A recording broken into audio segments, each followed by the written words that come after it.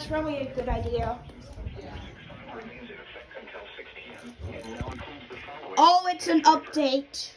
Remember, a severe thunderstorm watch means the conditions are favorable for the development of severe weather, including large hail and damaging winds in close to the watched area. While severe weather may not be imminent, persons should remain alert for rapidly changing weather conditions and listen for later statements and possible warnings. Stay tuned to NOAA Weather Radio, commercial radio and television outlets, or internet sources for the latest severe weather information.